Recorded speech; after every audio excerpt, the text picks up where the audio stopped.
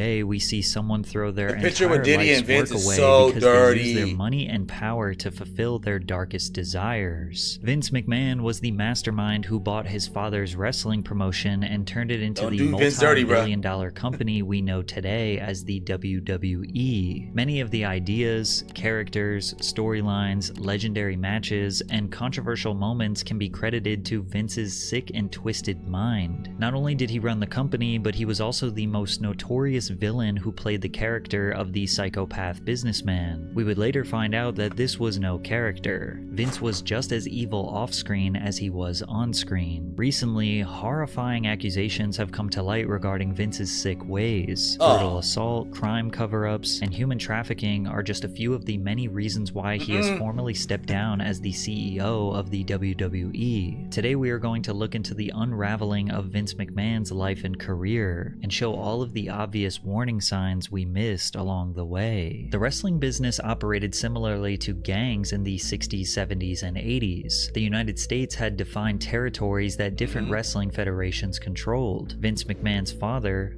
Vincent, owned the Worldwide Wrestling Federation, which controlled the northeast region of the United States. This was home to stars like Bruno Sammartino. He also had the Mid-Atlantic region, which covered Virginia and the Carolinas, home to Ric Flair, and the world-class wrestling promotion in the South, which was home of the Von Erich brothers. Wrestling had nowhere near the mainstream popularity it does now. There wasn't much money in the business, so each promotion was protective of their territory. You only promoted shows within the territory you controlled. The National Wrestling Alliance was a governing body that protected the territorial integrity of the promotions. They also helped with talent acquisitions, cross-promotions, title matches, etc. Vincent McMahon Sr. was an honest, hard-working man who traveled the country developing relationships with the heads of other promotions. Vince was enamored with the world his dad created, and one day dreamed of taking over the business, but his father didn't like that idea. Vince lets his father know that he wants to wrestle.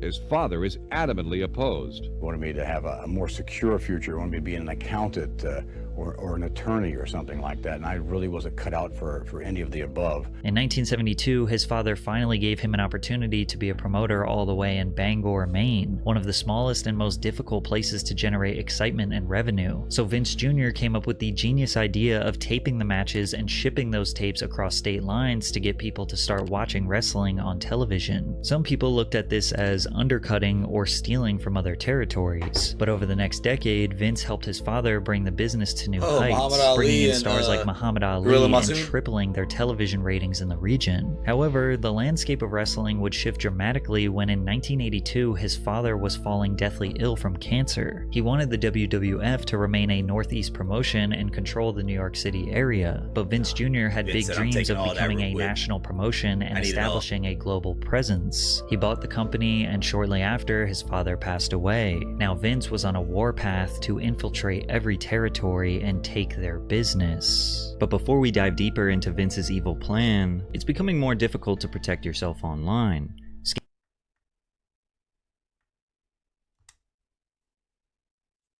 Off the monthly subscription. Thanks, Cardio. And that started with Andre the Giant. Standing at 7'4" and over 500 pounds, Andre was a sight to behold, and everyone around the world was eager to watch him compete. While working for Vincent, Andre would travel across territory lines and get paid a fee to help draw bigger crowds to smaller promotions. Hulk Hogan was another traveling star who was based out of Florida but would cross territory lines for a fee. But when Vince took over, he put an end to this. Wrestlers signed to the WWF would only be able to wrestle for the shows he controlled, which was basically every state from Pennsylvania to Maine. This business practice is extremely common now, as you never see a football player jump from one game in the NFL to one game in the XFL, or a fighter have one match in the UFC, then a fight in Bellator, then back to UFC. They sign exclusive contracts for a certain number of matches, but back then, Vince's business practices were considered destructive to this industry. He began signing top talent from all small territory territories guys. to exclusive contracts with That's the why I hear all the shoot WWF. interviews. Some of those wrestlers included Andre the Giant, Hulk Hogan, Rocky Johnson, Roddy Piper, Bret Hart, Mr. T, Randy Savage, The Ultimate Warrior, Ricky Steamboat, just to name a few. Vince started the Atlantic and Pacific Wrestling Corporation by partnering with Mike LaBelle in Southern California. Then he purchased Mike's shares of the company in 1982, which gave him full control of New York City, Philadelphia, and Los Angeles. To continue his dominance, he used his relationships at War TV to pay $2,500 a week for a Saturday morning time slot on Los Angeles' Channel 9 KHJ TV. But McMahon didn't expect to make a dime. He saw TV as a promotional expense to boost the gates of live shows. The WWF was being broadcasted nationally on Monday nights on the USA Network, so the whole country was being exposed to the brand. But that wasn't enough for Vince. He began a full-on invasion strategy to take out all his competitors city by city. Like when he acquired a local TV station, WAKR 23 out of Akron, Ohio, with reach to Cleveland on January 8th, 1983. Then later that year, the WWF debuted on WCPO 9 in Cincinnati, which was an established Georgia Championship Wrestling territory. From there, the WWF entered World Championship Wrestling territory in Dayton, Ohio, purchasing the exclusive rights from WKEF 22 to replace the WCW broadcast with WWF's broadcast. One by one, Vince would enter a city controlled by another promotion, then buy out their TV time slot to air WWF.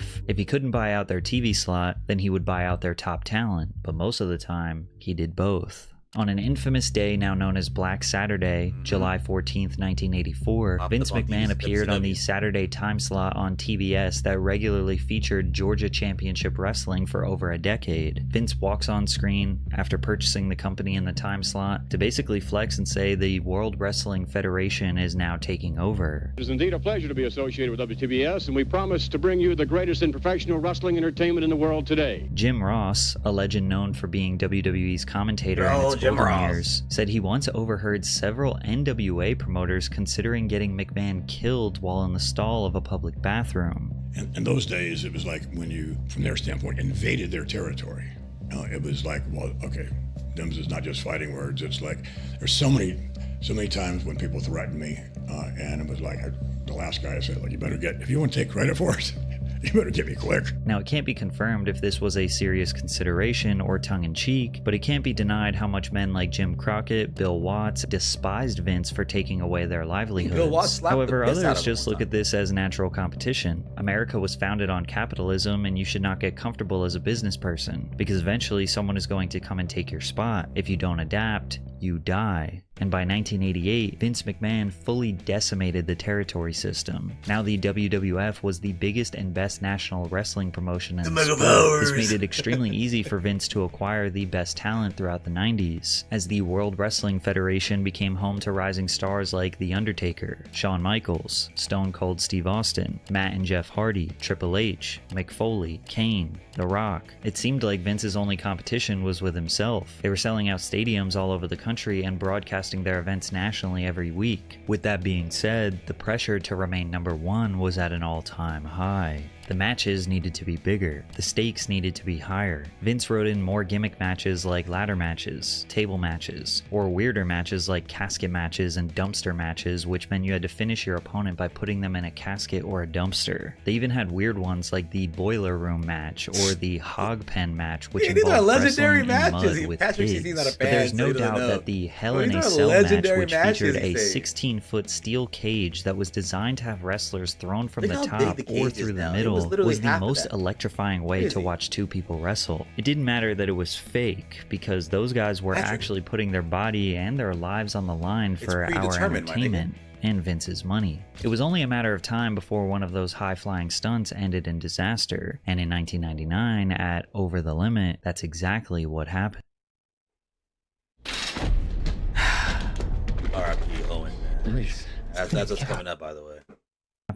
Owen Hart, who was portraying a superhero called the Blue Blazer, fell from 90 feet in the air during a botched entrance stunt where he was flying over the crowd into the ring. After the fall, he suffered internal bleeding and passed away right there in the stadium. They even announced his death on the show, but Vince said the show must go on, and they proceeded to finish the event like this extreme tragedy did not happen. I have the unfortunate responsibility I would have just did it on everyone Monday Night know that Raw. Owen Why Hart do has it right died. now? Vince doubled down on his decision to continue the show in an interview in 2001 with Playboy. If you could do it over, would you still hold the show that night? I just guessed that it was what Owen would want, so you'd do it again? I think so. Vince did not just portray a character of a ruthless businessman. That is who he was. But it proved to be the right path to success. 98 and 99 was their peak in terms of ratings and 98's a overall great year, viewership, man. averaging 99, multiple millions of Stone viewers Cold's per hurt, man. episode. By the early 2000s, the WWF was generating $500 million in revenue each year. The high-intensity matches did not stop.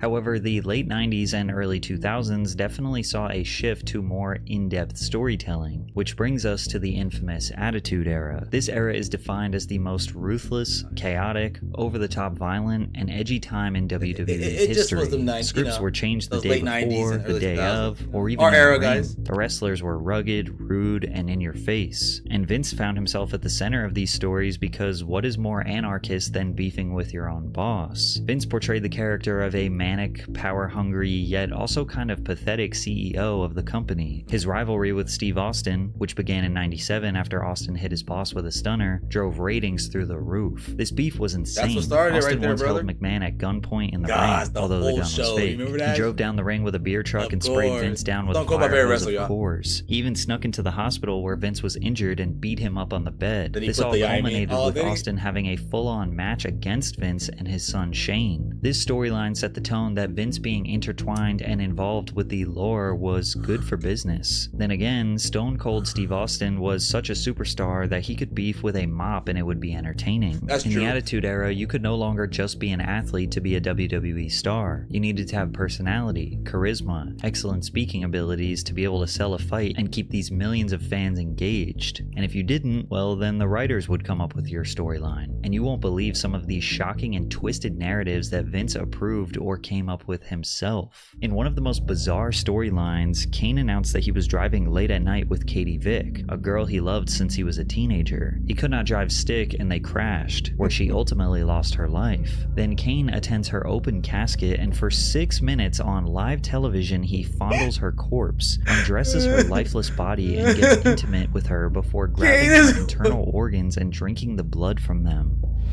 I'm gonna give you what you want, Yeah, bro.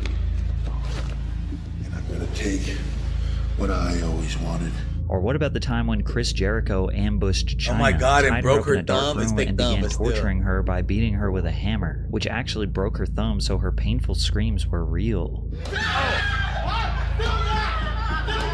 Vince was a big fan of humiliation, so he developed the Kiss My Ass Club, where a total of 6 Kiss men My were Arse forced to Club. get on their knees and kiss his Wow, backside in front Look of at Vince's millions of face. people. Most of the time, this was to save their job, or just to embarrass them on a power trip. I should also note that Vince gave the world the satisfaction of being humiliated as he Yeah, scripted geesh. himself getting his face shoved in Rikishi and the Big Show's backsides. Now, most people like to default to all of this being entertainment.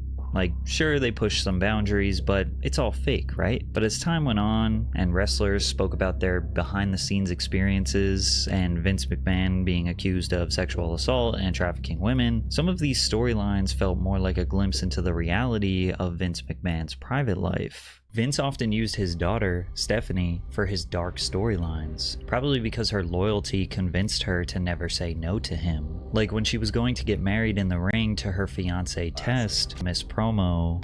Come on out, you rapist! But Stephanie was the subject of another kidnapping, this time by The Undertaker, who brought her out tied on a crucifix-like structure before one of his disciples began ordaining the marriage. In a promo that fans now believe is more of an admission of Stephanie's reality, she says that Vince trafficked his own daughter. Ooh. Stephanie also admitted that he attempted to push an incest angle. My dad did approach me about wanting to be the father of my baby in a storyline for TV, which again is only the second time I've ever actually said no to him for something he wanted to do, and that one was just a little too gross. Actually, it's completely that's disgusting, and I don't find the entertainment value in it at all. But that didn't stop her from kissing him on the mouth. Yeah, I'll think about it. But Vince just could not stop coming up with tropes that involve men preying on women. Vince came up with a storyline for Diamond Dallas Page to stalk The Undertaker's this was wife. weird. DDP says to this day he regrets agreeing to be a part of this narrative. What I should have done was shook everyone's hands and said, I love the idea, but not for DDP. A few years later, this is what Vince said he was going to do to The Undertaker's wife and kids. You don't realize what I'm gonna do. The terrorists are gonna burn down The Undertaker's house. Yeah. His children are gonna be kidnapped. His wife, she's gonna be raped by a motorcycle gang right in front of The Undertaker. That's the plan I want implemented, damn it. Finally, Vince was able to find a woman who could take his twisted ideas to a whole new level, as he scripted himself a mistress, Trish Stratus. Trish played a character of a woman who slept with the boss to advance her place in the company. Vince saw her At and was one like, point, they even wrote that Vince's actual wife, Linda, was so ill she needed 24-hour nursing care and was on copious amounts of drugs. He then brought her out in front of the entire world to make out with Trish right in front of his wife. Vince was brutal towards his wife. He even wrote in a scene where his kids repeatedly slapped their own mother to sell a promo. Whatever it takes to get ratings, right? And even though Trish was doing everything she could to advance her place in the company, it wouldn't be long before she was the one who would get humiliated, as he once even stripped her down in the ring and forced her to bark like a dog. He even tried to get her to join the Kiss My Ass Club. Oh, I'm gonna unbuckle my belt. But The Rock saved her. Vince's idea of easing up on women was by giving them a new match gimmick, the bra and panties match. This match gimmick was when the female wrestlers would only win the match if they stripped their opponent down to their bra and panties. They also had wet t-shirt contests and Jerry Lawler spanking was matches. Jerry Vince was Lawler, constantly writing storylines where women had to provide him with some sort of sexual favor. How badly do you want to be a WWF superstar? Tori Wilson spoke recently about how she never wanted to play the sexy role and how she tried to convince writers to get her to do more stunts. Fit Finley was amazing putting matches together and just trying to make us look the best he could. Yeah. And I often would ask him if I could please get thrown into the stairs or like crazy, not crazy things, but like, you know, I just really wanted to get hurt. Yeah, there's this like baseball slide into a chair, like it's some part of your Hall of Fame reel, and I'm like, oh my gosh. Stuff like that. So like I wanted to do more of that, but it was I was like kind of laughed at. Ultimately, being constantly forced to do these raunchy matches and skits that only showcased her sexuality made her despise the business long after she retired. But there's also something about wrestling that has always felt super dark to me, and Vince hit all that. Like I'm just really sensitive to it. So like, especially to Vince, I say no to a lot of signings because I feel like that darkness, and it doesn't feel good. It's taken a long time. Like I didn't watch wrestling. I didn't want anything to do with wrestling for many years after I left. Yeah, mostly because I just had like a certain amount of like PTSD from like being so vulnerable out there and feeling like I was put in this kind of like raunchy role that wasn't me. So while most people thought that these raunchy matches, risque promos, and twisted narratives were just Vince McMahon going over the top to boost ratings, we found out 2 decades later that it was even darker behind the scenes. It was so bad for Ashley Massaro that it ended her life. Massaro was first introduced to the WWE in 2005 when she met a casting director during a swimsuit pageant searching for contestants for the upcoming 2005 Raw Diva Search competition. She decided that this was the right decision to finally shoot for her dream job as a WWE wrestler. Upon winning, she received $250,000 and a 1-year contract with the WWE. Ashley faced significant challenges during her early WWE career. August 22, 2005, she was attacked backstage by fellow divas Candice Michelle and Tori Wilson, leaving her with a back injury. Despite this, she recovered and won the first ever 3-on-2 bra and panties match. After this, she continued to appear in the promotion, but later suffered a severe leg injury on February 20th during a women's battle royale against Mickie James. The injury included a spinal fracture, a severed nerve, and multiple broken bones, requiring a metal plate and screws be put in during surgery. After recovering, she returned until 2008, where she asked to be released from her contract due to her daughter having medical medical problems. For years, Ashley would be relatively out of the spotlight until 2016 when she would join a class action lawsuit against the WWE, alleging Vince was a part of one of the most horrifying crime cover-ups in history. Ashley Massaro was a strong supporter of the US military and was enthusiastic about opportunities to meet and help the troops. So in 2006, Ashley was excited to be selected to go to Kuwait for their annual tribute. Save up to 80% off Wayfair's Black Friday in July, right now through July 29th. Yes! Crafted with care by dedicated local farmers who are committed to responsible, sustainable growing.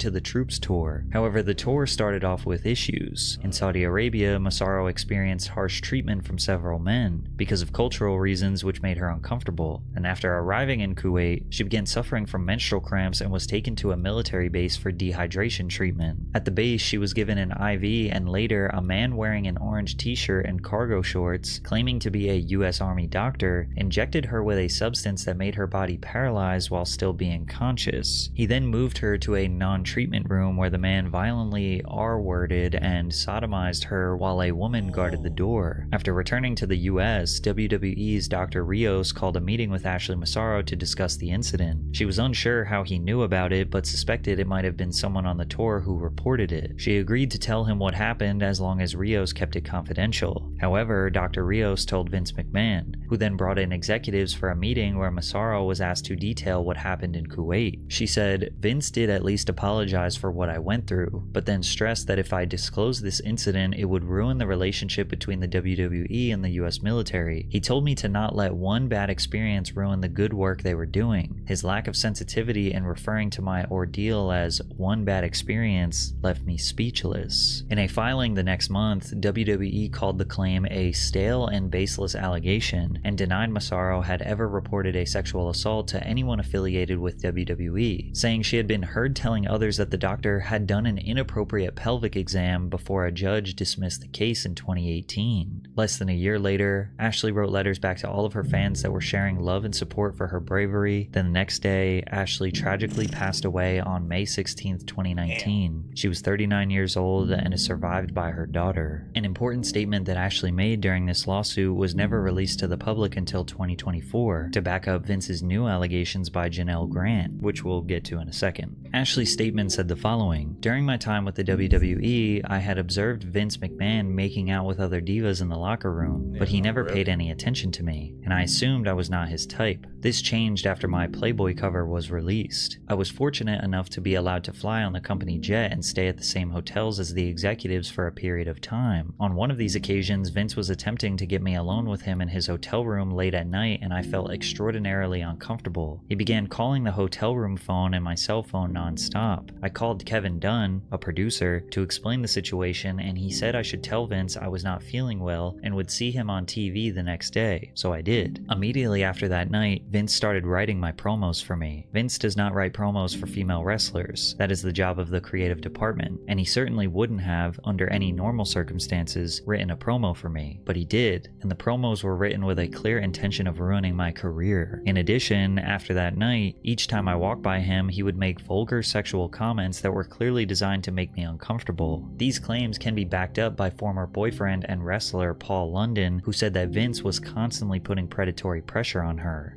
Many times when she would be crying to me because Vince was propositioning her to fly on the jet with them. Like Kevin Dunn, Bucktooth Bucky would be telling her that she has to fly on the jet with him, or that he might, possibly, or every now and then, if she was at the, they'd always put the divas up at like the TV hotel or whatever, he'd be knocking on her door and, trying to get her to answer. And it's just like, I'm shocked this Vince stuff is just now coming out. The walls were slowly closing in on Vince McMahon. He was able to escape Ashley Massaro's horrible allegations, but it was only a matter of time before his evil past would catch up to him. In 2022, Vince McMahon agreed to pay more than $12 million to 4 women who were affiliated with the WWE over the course of 16 years. It's alleged that the women also signed agreements which prohibited them from discussing their relationships with McMahon. The settlements include a $7.5 million pact with a former wrestler who alleged that Vince McMahon coerced her into giving him oral sex and then demoted her, and ultimately declined to renew her contract in 2005 after she resisted further sexual encounters. This controversy was enough to make Vince McMahon finally step down as CEO of the company, but in January of 2024, Vince was slapped with another lawsuit, this time jam-packed full of evidence that would make the whole world understand who he truly is. Janelle Grant, a former WWE employee, accused Vince McMahon of abuse, sexual exploitation, and humiliation during his tenure as chief executive. Grant alleged that McMahon lured her with promises of career advancement, but then exploited and trafficked her to other men within the company. Grant first met McMahon in March of 2019 through a manager in her apartment building, where McMahon also lived. She was seeking employment after her parents' deaths. McMahon promised her a job at WWE and showered her with gifts, but the meetings turned inappropriate when one time McMahon approached her in his underwear and pressured her into sexual situations. As such, when McMahon pushed Miss Grant for a physical relationship in return for long-promised employment at WWE, she felt trapped in an impossible situation, submitting to McMahon's sexual demands or facing ruin. Miss Grant feared she had everything to lose and faced negative consequences no matter what happened. In June of 2019, Grant began working as an administrator coordinator in WWE's legal department. After giving her a job, Vince McMahon's sexual demands increased, and he began sharing explicit photos and videos of her with other WWE employees and executives. Despite Miss Grant's expressions of unhappiness and attempts to end the sexual relationship, she came to understand that McMahon expected the physical relationship to continue as a part of her employment. In March of 2020, McMahon began sharing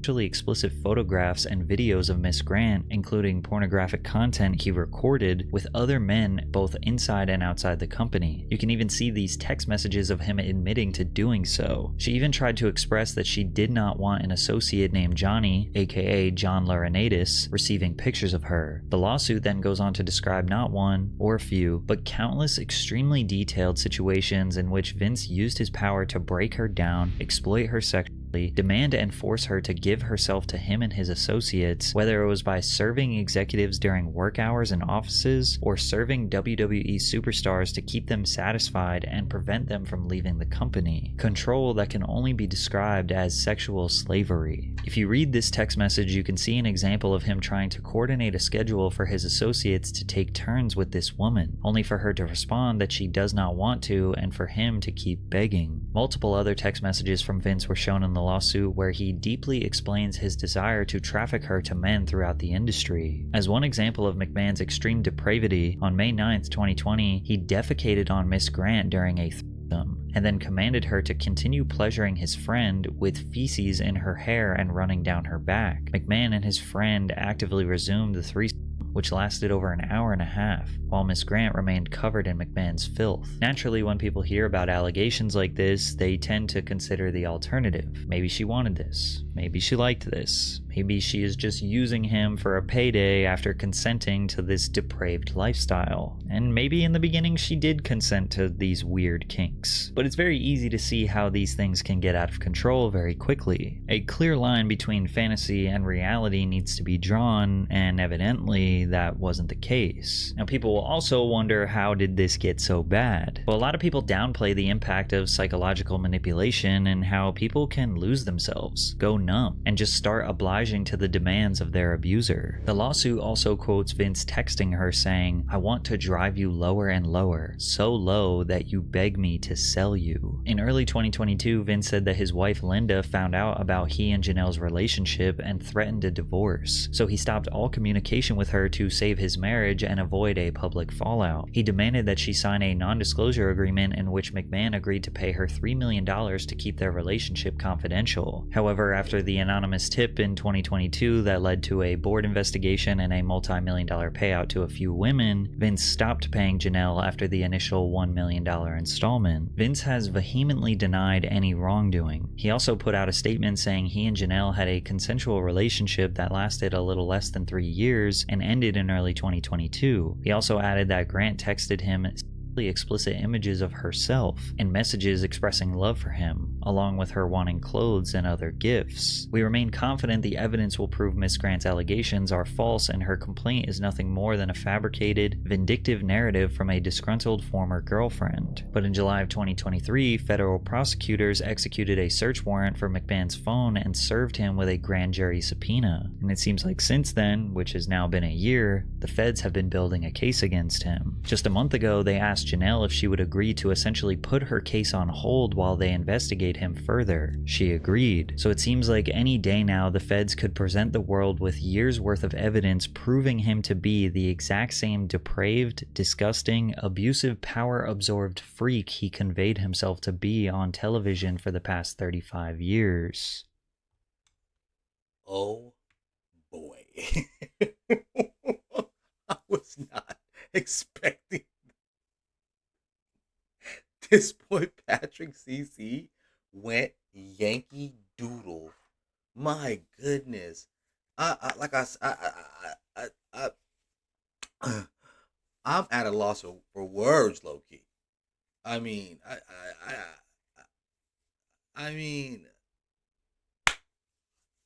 think in the beginning,